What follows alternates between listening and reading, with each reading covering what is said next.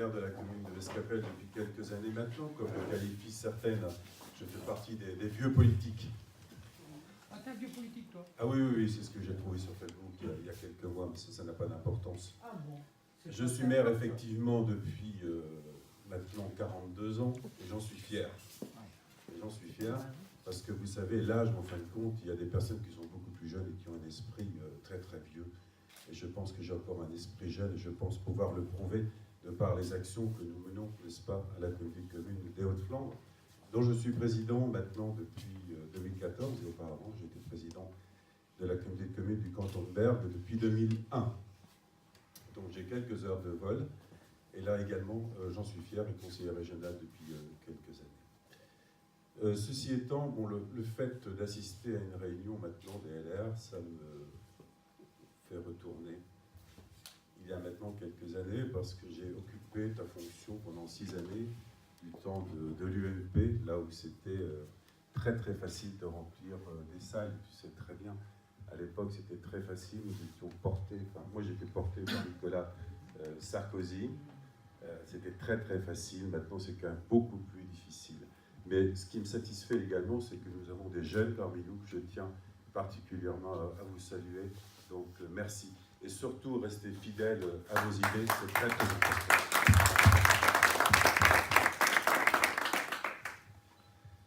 Alors, Michel m'a souhaité donc que je puisse vous entretenir un peu de la ruralité, parce que c'est l'une des caractéristiques de nos communes, sinon de la communauté de communes que je préside. On pourrait vous en parler pendant des heures, mais ce n'est pas l'objectif. Je voudrais tout d'abord vous parler de la mobilité, qui est très très importante et qui touche très certainement de manière plus importante certaines personnes avec un niveau social relativement bas. Les termes ne sont pas très sympas, mais c'est comme ça. Nous habitons à 20 km approximativement de Dunkerque. Sur cette commune ici, de 680 habitants, nous n'avons pas de commerce, et ce depuis longtemps. Nous n'avons pas de médecins, nous n'avons pas de pharmaciens, nous n'avons rien. La population, par contre, s'est rajeunie de manière drastique il y a maintenant quelques années. Au niveau de la communauté de communes, pas un mois se passe sans que nous réfléchissions à la mobilité. Alors comment faire ? Faut-il travailler avec la communauté urbaine de Dunkerque? Je réponds tout de suite oui. Faut-il travailler avec la Belgique, nos voisins flamands? Oui. Avec l'Audomarois? Oui. Mais sous quelle forme? Parce que faire passer des transports en commun, ça revient très très cher. Le transport à la demande coûte très cher également. Bonsoir, bienvenue à l'Escapelle. Donc c'est une véritable problématique, mais tout est transversal, et avec la mobilité, on touche également la santé. Ensuite, un problème qui nous touche plus particulièrement qu'ailleurs, c'est la sous-médicalisation. Et ce matin, j'étais en réunion avec des hauts responsables flamands, des Belges, pour que nous puissions, dans un avenir très proche, travailler ensemble. Il faut absolument que nous puissions attirer sur nos territoires de nouveaux et jeunes médecins. Ils ont exactement les mêmes problématiques que nous. Mais là, force est de constater que l'on doit arriver, mais tous ensemble, à changer les mentalités, et certainement en commençant par les professionnels de santé, c'est-à-dire aux enseignants qui enseignent aux jeunes médecins. Il faut absolument que les jeunes médecins, et c'est le cas maintenant, et pour 20% simplement de la population, il faut que ces jeunes médecins acceptent de travailler ensemble, qu'ils partagent leur patientèle. C'est ce que nous avons réussi au niveau de la CCHF à Oued, et cela fonctionne très bien. Les professionnels, c'était 3 jeunes femmes particulièrement dynamiques, ont souhaité construire un bâtiment. Et je vous assure que c'est l'une des réunions les plus importantes qui a été terminée en moins d'1 quart d'heure. Pourquoi? Parce que nous avions rassemblé les 3 praticiens, les 3 jeunes femmes qui portaient le projet, mais également la mairie, la communauté et l'ARS, l'Agence régionale de santé. Que s'est-il passé? La mairie a mis gratuitement le terrain à disposition de ses praticiens. Eux avaient pris l'engagement de construire le bâtiment et la communauté que je préside a pris l'engagement de construire des parkings qui, bien évidemment, sont mutualisés. Pourquoi? Parce que ces parkings avec la maison de santé se trouvent à moins de 100 mètres du centre de Oued. Voilà ce que je voulais vous dire. Au niveau de la sous-médicalisation, avec la précision suivante, c'est que nous allons continuer à travailler, mais à très haut niveau, avec nos voisins belges. Ce que je souhaiterais vous dire également, ça concerne toujours avec les Belges. C'est notre école multilingue qui est très très importante. Alors je sais qu'actuellement des personnes n'ont pas bien compris. Il y a l'opposition entre le flamand occidental et le néerlandais. Nous, notre ambition n'est pas de trouver des emplois, comme on trouve ça sur Facebook, écrit presque tous les jours, pour une bande frontalière de 15 km pour des emplois basiques. Ce que nous voulons, c'est une véritable ambition pour que nos enfants, dans 20 ans, je vais vous dire pourquoi, puissent trouver du travail, non seulement dans l'ensemble de la Flandre belge, aux Pays-Bas, en Europe et dans le monde. À partir de septembre prochain, les petits bouts de 3 ans vont rentrer en immersion totale et apprendre l'anglais, le français et le néerlandais. En immersion, ça veut dire quoi? On ne peut pas très bien parler d'enseignement pour des petits bouts de 3 ans. C'est plutôt du coloriage des premières années, des choses comme ça, et différentes activités. Peu importe. Mais ce sont ces activités-là qui seront enseignées un quart d'heure en anglais, un quart d'heure en néerlandais et en français. Et le lendemain, ce sera l'inverse pour d'autres activités. Et je peux vous assurer que c'est un système qui fonctionne vraiment très très bien. Voilà, je ne vais pas parler beaucoup plus longtemps, ce n'était pas mon ambition, je m'étais engagé à cela vis-à-vis de Michel. Je voudrais simplement rendre hommage à quelqu'un, un jeune qui quitte la vie politique, que j'appréciais beaucoup, et c'est Benjamin Prince. J'ai lu tout le texte par 2 fois, parce que c'est particulièrement bien écrit. Et je trouve que ce monsieur, de 29 ans, vu son âge, a un courage politique hors du commun.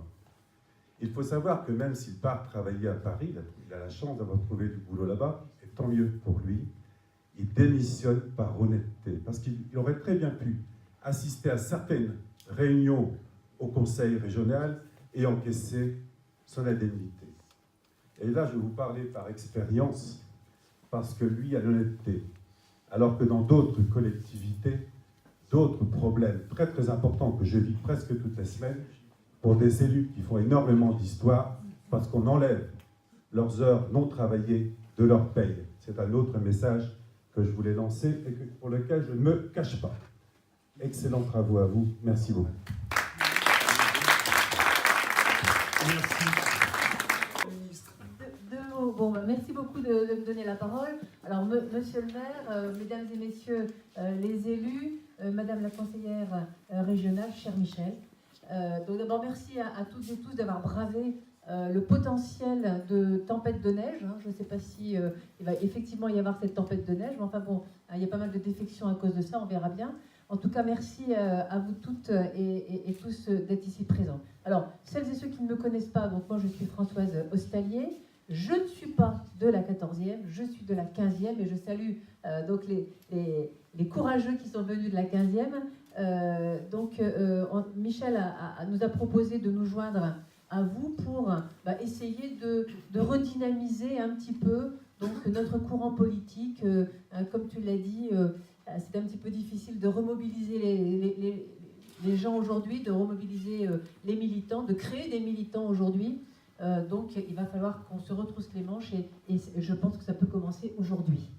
Alors bon, j'ai été donc députée de la 11e, députée de la 15e, avec les redécoupages, on ne sait plus très bien où on en est, mais enfin peu importe.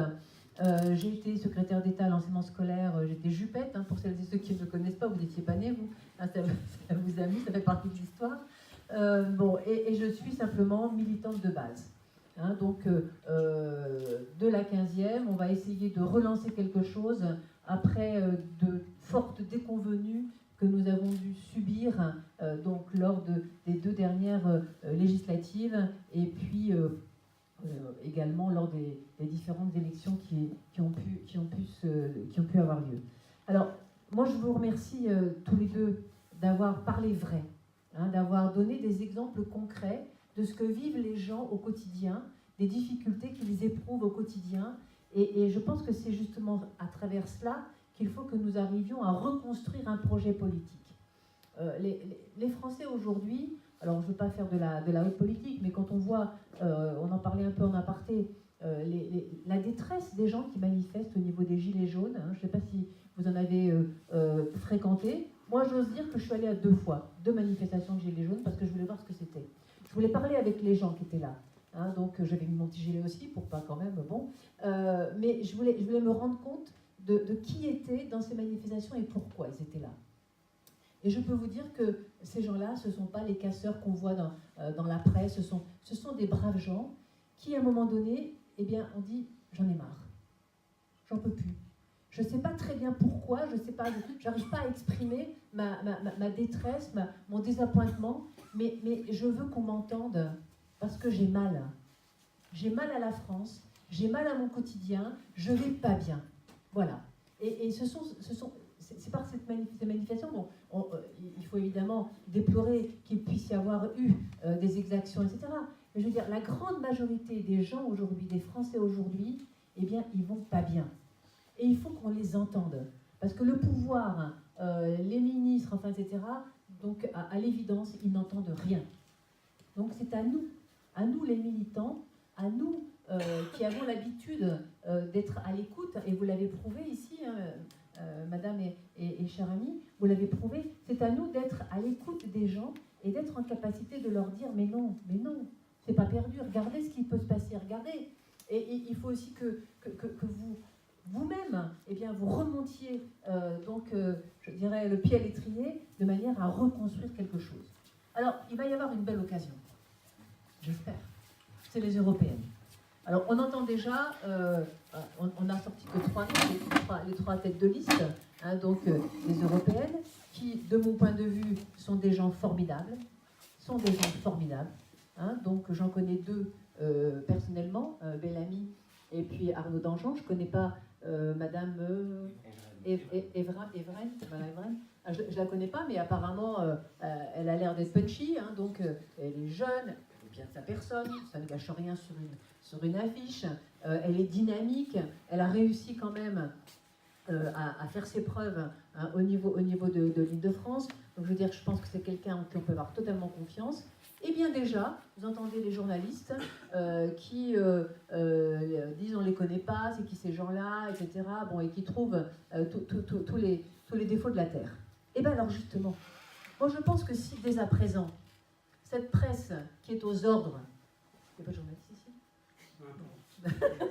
Cette presse qui est aux ordres, je ne retire rien, eh bien déjà commence à les critiquer, c'est parce qu'ils ont peur. Et c'est parce que ces candidats et la liste, j'espère, qui va bientôt donc nous être dévoilée, eh bien sera une bonne liste et que nous avons vraiment intérêt à nous mobiliser pour regagner du terrain à travers ces élections-là. Il y en aura d'autres après, mais c'est maintenant qu'il faut qu'on puisse reconstruire. Hein, il faut qu'on arrête de se plaindre, etc. Et je pense que maintenant, eh bien, il faut y aller. Et donc, je suis très heureuse d'être ici ce soir et j'espère que nous allons pouvoir continuer à travailler ensemble. Merci, Michel. Conseillère municipale à Herzelles et conseillère régionale. Donc à la région, je siège dans 2 commissions. La commission rayonnement, où on parle sport, culture. Également la commission affaires familiales et sociales, où on parle vie associative, où on parle également santé. Alors ce soir, je voulais plus, en accord avec Michel, faire un petit focus sur les aides régionales que tout le monde ne connaît pas encore. Hein, donc là, on est... Voilà 3 ans que nous avons été élus à la région avec Xavier Bertrand, et beaucoup d'aides directes aux habitants ont été mises en place. Mais peu de gens, finalement, en profitent parce qu'ils ne les connaissent pas. Donc, à cet effet, j'ai fait une petite lettre d'information que j'ai distribuée dans beaucoup de boîtes aux lettres et que je peux vous laisser, j'en ai encore quelques-unes si vous souhaitez. Alors, je vais vous donner quelques chiffres. Proche Emploi, je ne sais pas si vous connaissez Proche Emploi. Voilà, de ce côté-là, oui. Alors, Proche Emploi, c'est plus de 11 000 solutions trouvées en termes d'emploi ou de formation en région de France. Ces résultats sont encourageants, mais il reste à améliorer. Nous restons tous mobilisés pour l'emploi. L'aide à la garde d'enfants. Est-ce que vous en avez déjà entendu parler?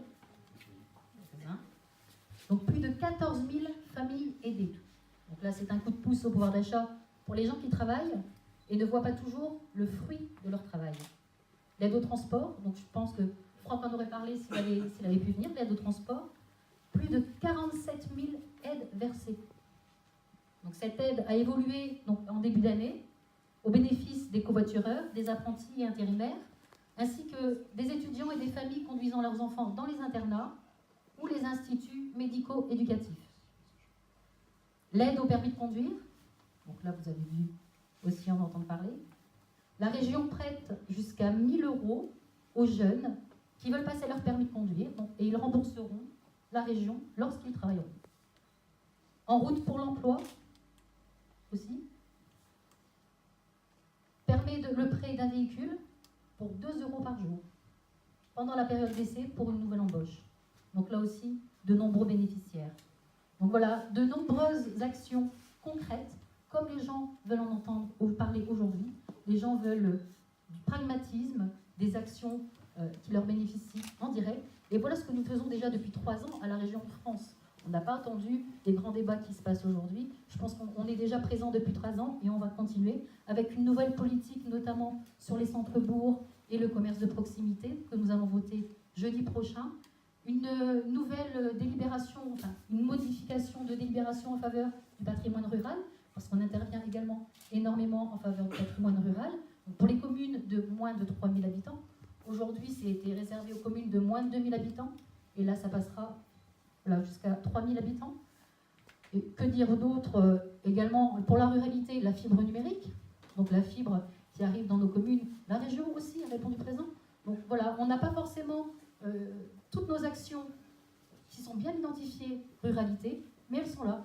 Elles sont là. L'aide à la garde d'enfants bénéficie aussi à la ruralité, tout comme l'aide au transport. Voilà. Donc toutes ces mesures, elles sont prises parce que nous échangeons ensemble, sont le fruit de rencontres, et je pense que c'est ce que les gens attendent aujourd'hui. Voilà, je vous remercie.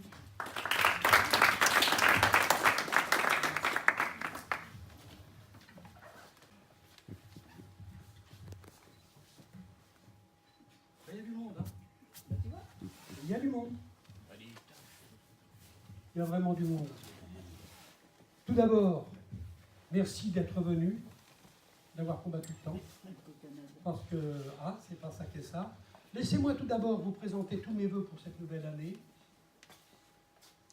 Joie, bonheur, santé et réussite dans tout ce que vous entreprendrez.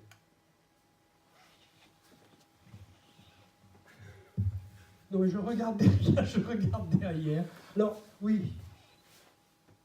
Excusez-moi si j'ai un peu d'hésitation. C'est pas que je n'ai pas l'habitude de parler dans un micro, absolument pas. Mais habituellement, si vous voulez, j'ai un instrument dans les bras, ou alors j'ai un autre instrument au bout des doigts. Alors, ce qui me donne une certaine contenance, voyez-vous. Alors, je vais, André, te remercier de nous accueillir dans ton joli village. Merci. Et te féliciter surtout pour le travail que tu fais au comité de à la CCHF, et également en siégeant auprès de notre président Xavier Bertrand, dans la ruralité, dans l'agroalimentaire, qui sont tes chevaux de bataille, et je sais que tu ne ménages ni ton temps, ni tes efforts. Je crois que rien que pour ça, on peut l'applaudir. Alors, je connais moins Valérie, mais je pense que les compliments te vont également.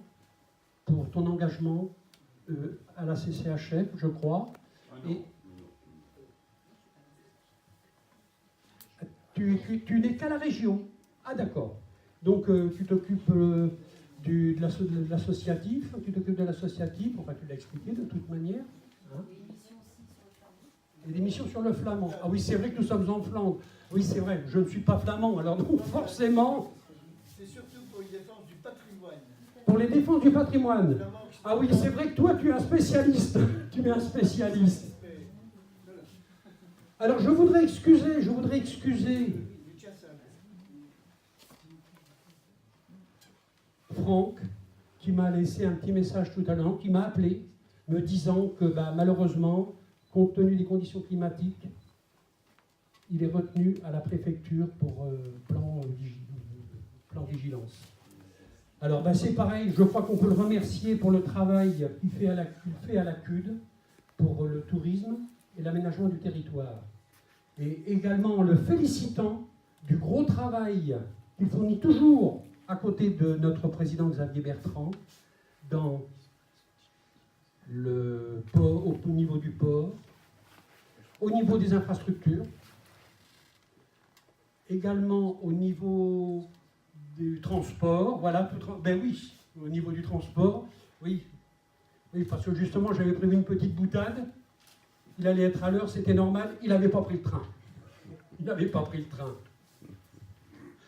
Alors, on peut lui aussi, malgré qu'il ne soit pas là, je crois qu'on peut l'applaudir pour le travail qu'il fait. Alors, je ne sais pas pour vous, mais pour moi, je ne sais pas. J'ai l'impression d'avoir Xavier Bertrand à côté de nous ce soir. Et c'est de bon augure pour la suite. Je ne sais pas si vous êtes d'accord avec moi, mais je pense. Alors évidemment, je voudrais excuser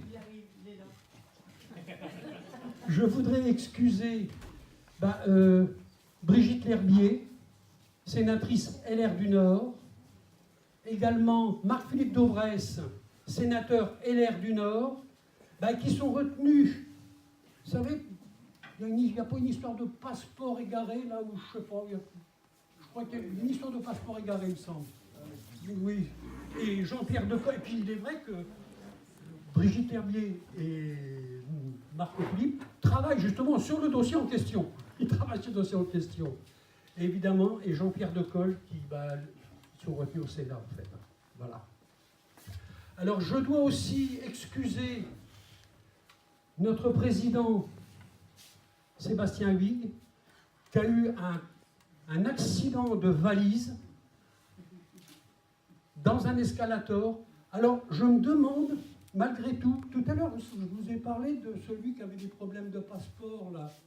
Je me demande si Sébastien avait pris le porteur de valise en question, parce que je crois que c'était sa fonction, si la mémoire ne me trahit pas trop, peut-être qu'il n'aurait pas eu cet accident et qu'il pourrait être auprès de nous ce soir.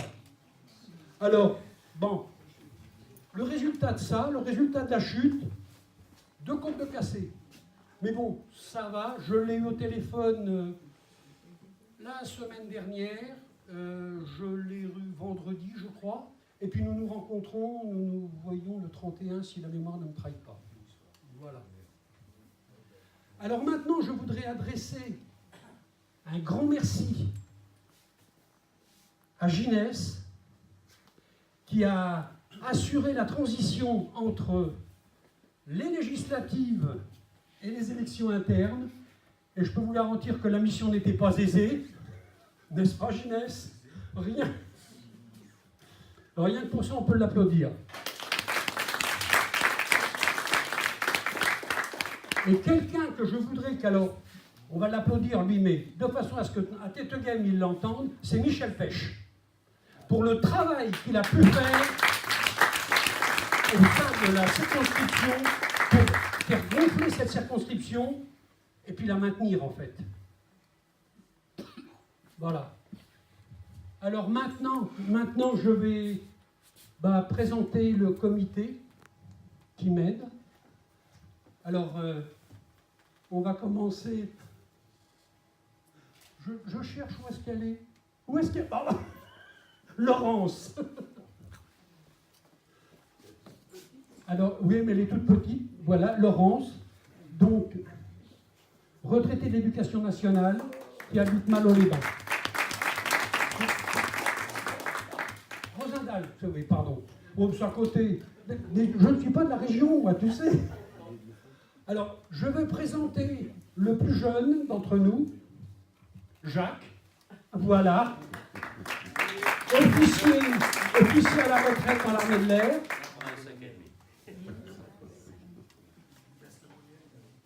Oui, mais la moyenne, on va la baisser maintenant. Alors, Arlette, qui va se présenter elle-même. Allez, lève-toi, Arlette. Allez, lève-toi. Allez, lève-toi et présente-toi.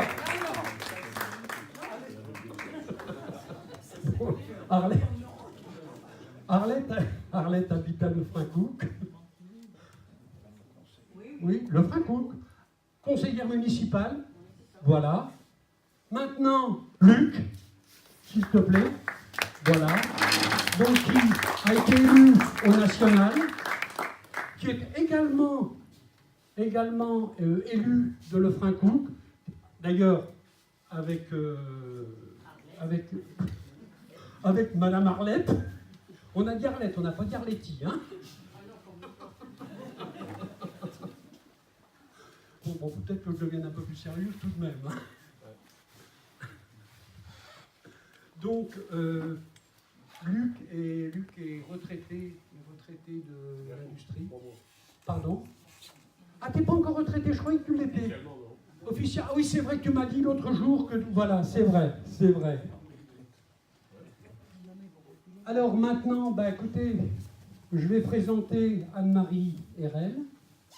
Oui, enfin bon... Oui. Je pense que la similitude, vous avez compris pourquoi. Ah mais bien sûr, c'est mon épouse. Nous sommes mariés depuis 8 ans. Voilà. Pardon? Je sais où elle habite. Et moi, je sais quand il rentre, et je sais quand il part. Et s'il rentre pas, je vais le chercher. Alors, tu vois, Alors, je suis un numéro. Tu me connais. Il est vrai que un petit merci particulier, parce que, évidemment, pour les déplacements, on sait que quand on fait ça, on a des absences de la maison. Mais bon, comme elle fait partie du comité, croyez-moi, elle sera un peu souvent avec moi. Déjà. Alors, on va continuer. Bernard, ben, vas-y, présente-toi, Bernard. Bernard, donc, retraité du Crédit du Nord depuis 2016, ancien RPR, UMP et Républicain. On ne lâche rien. Voilà. J'allais oublier le plus important, celui qui a assuré la transition, Ginès. Alors, Ginès, c'est un tout jeune. Hein. Ginès est dans l'industrie par rapport à la retraite. De toute manière, tranquille y soit, tu ne la toucheras pas, sauf si tu te la fais toi-même. Tu comptes pas, t'as raison. Donc tu es dans l'industrie, tu habites Brouquerque. Voilà. Alors Jean, oui, qui devait être là, oui, c'est vrai que bon. Oui, et comment, et non pas Marie, Sylvie aussi. Marie l'ermite, oui. Marie l'ermite.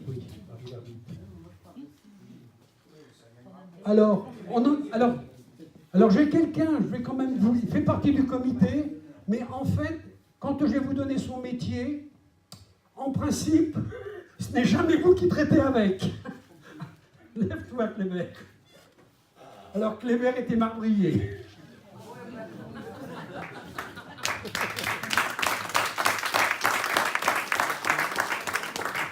Je suis retraité de l'artisanat. C'est vrai, toi, finalement, je suis pas élégant. Tu taillais des cubes.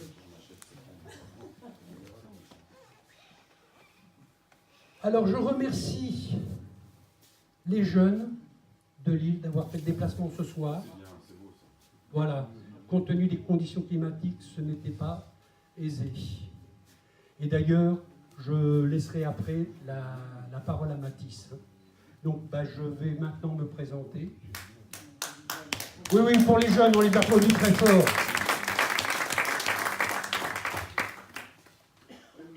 Alors, oui, mais après, voilà. Donc je vais me présenter. Alors pour ceux qui ne vont pas sur la page Facebook, parce que nous avons une page Facebook, les Républicains de la 14e circonscription du Nord, eux, ils me connaissent déjà, hein, parce que, vous savez, j'ai quelqu'un qui s'occupe de ma com, croyez-moi, c'est répété. Puis j'ai aussi quelqu'un qui shoot en pagaille. Donc, ce qui veut dire que je suis bien entouré, hein, quand même. Je suis bien entouré.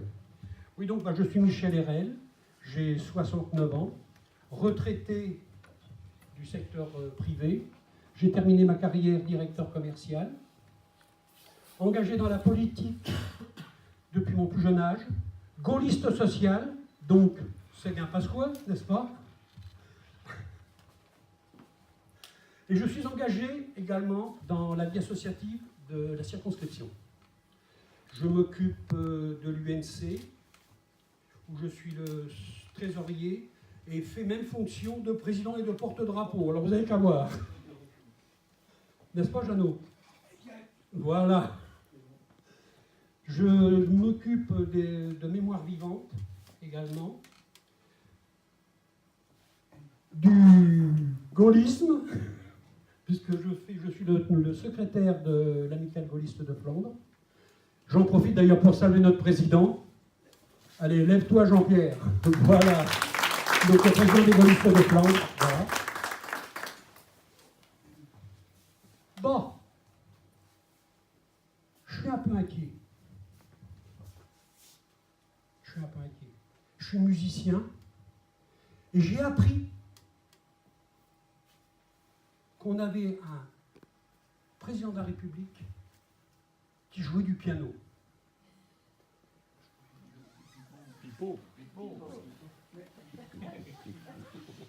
Alors, je suis inquiet, je vais vous dire.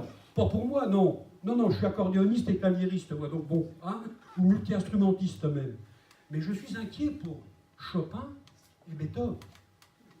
Parce que s'il joue aussi bien du piano qu'il joue du pipeau, je peux vous garantir que pour les droits d'auteur, les descendants de grands pianistes, ils ont des soucis à se faire. Hein.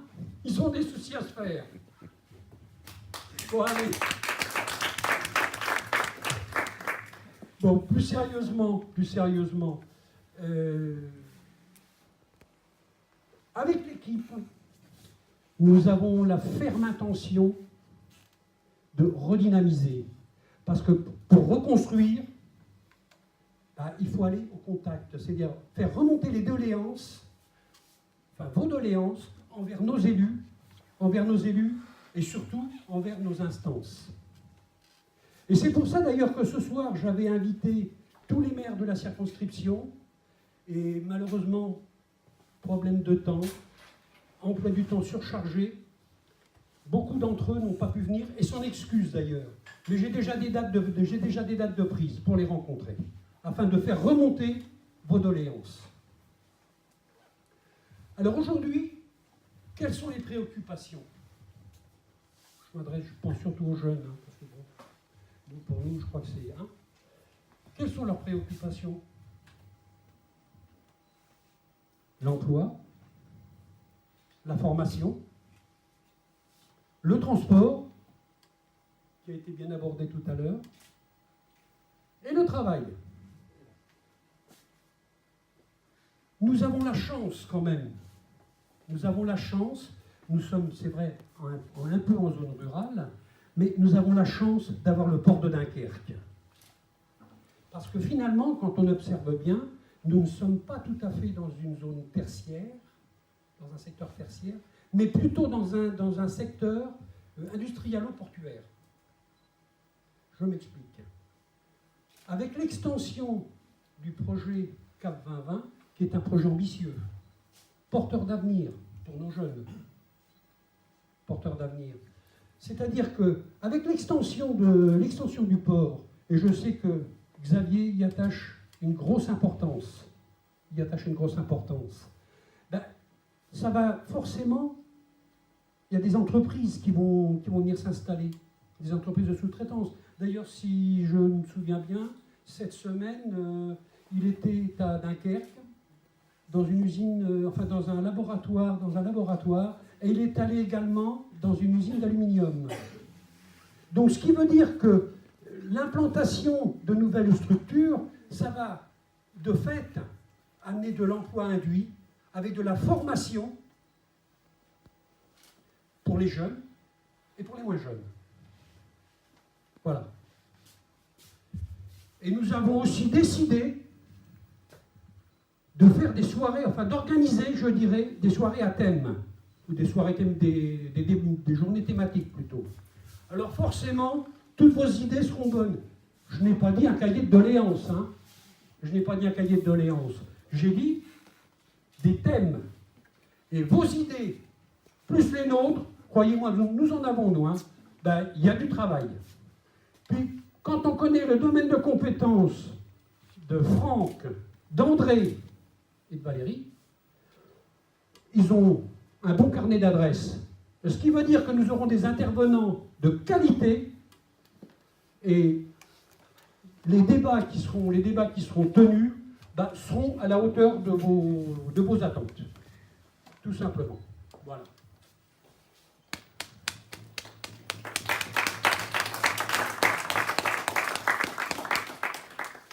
Alors, je vais citer une petite phrase du général de Gaulle. Soyons fiers, forts, fidèles, car c'est là que l'on reconnaît les efforts fournis. Et c'est aussi dans la difficulté, c'est aussi dans la difficulté quand l'homme l'étreint qu'il l'amène à réagir. Je répète, c'est pas de moi, c'est du général de Gaulle dans mes mémoires d'espoir. Alors maintenant, vive la 14e, vive les Flandres, vive le Nord. Alors, attendez, avant d'aller prendre la galette, puis prendre le verre de l'amitié, parce qu'il fait soif, hein. Ça vous rappelle rien, il fait soif? Ça vous rappelle? Vous voyez le petit clin d'œil? Vous voyez le petit clin d'œil? Bon. Alors maintenant, eh bien, on va passer la parole aux jeunes. Allez, vas-y.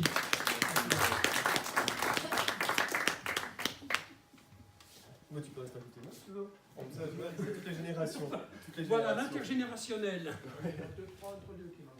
Pardon? Il manque 2-3 générations. 2-3 générations. Oui, mais il y avait, oui, ce soir, il faut savoir qu'il était prévu, mais malheureusement, je ne l'ai pas présenté à l'état. D'ailleurs, il y en a 2 que je n'ai pas présenté ce soir. Oui, c'est vrai, j'ai oublié de présenter Marie-Colène de Bourbourg, et qui peut être là avec sa fille, qui fait partie du conseil municipal des jeunes.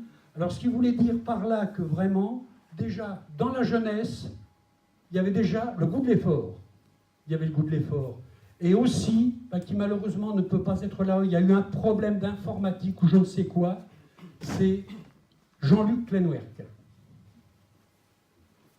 Donc, Raphaël. Pardon? Raphaël. Ben oui. Raphaël, veux-tu te lever, s'il te plaît? Oui, mais je voulais que ce soit Mathis qui le fasse. Voilà, allez, je te repasse le micro. Alors, bonsoir à tous. Je ne vais pas être très très long parce que, comme tu l'as dit, on va prendre la galette et le verre de l'amitié. Laissez-moi tout d'abord vous souhaiter une bonne année 2019. Pour ceux qui ne me connaissent pas, je m'appelle Mathis Zabata. J'ai été nommé il y a à peu près 2 ans, environ 2 ans, délégué jeune de la 14e.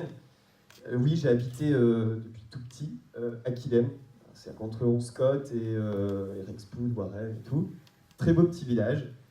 Et aujourd'hui, maintenant, j'ai dû partir à Lille. J'habite une commune qui s'appelle Fâche-Tuménil, juste en dessous de Lille, dans la première circonscription. Nous avons délégué la première circonscription avec nous, Guy Noël. Et j'ai dû partir pour mes études. Donc je suis plus là, dans la 14e. Et en février, je ne sais pas si vous le connaissez, il s'appelle Antoine Silani. Antoine Silani, qui est le responsable des Jeunes Républicains du Nord, va quitter son poste et va passer la main à Louis Delemaire, que je voudrais quitter rappeler parce qu'il a été élu sur la liste d'Oran Réagnan, le nouveau président des Jeunes, délégué national. Et c'est le plus légitime pour prendre la relève d'Antoine, parce qu'il s'est battu pendant des années avec nous, malgré les échecs qu'on a pu connaître. Il est en ce moment RDJA. Et donc voilà. Donc il va nommer un nouveau jeune dans la 14e, et ce jeune doit être présent, on va dire, toute la semaine avec vous, parce qu'il doit militer, il doit recruter et tout. Et Michel m'avait parlé d'un... Alors, il y avait Edouard, mais il m'avait parlé aussi d'un jeune Raphaël. Voilà, alors Raphaël, pour vous présenter Raphaël n'est pas encore militant, il ne peut pas. Il ne peut pas être militant, il n'a pas l'âge. Alors, il est plus grand que moi, mais il est plus jeune que moi en âge. Voilà, c'est ça. Tout à C'est ça. fait. Mais accordons-lui encore, je dirais, 2-3 ans,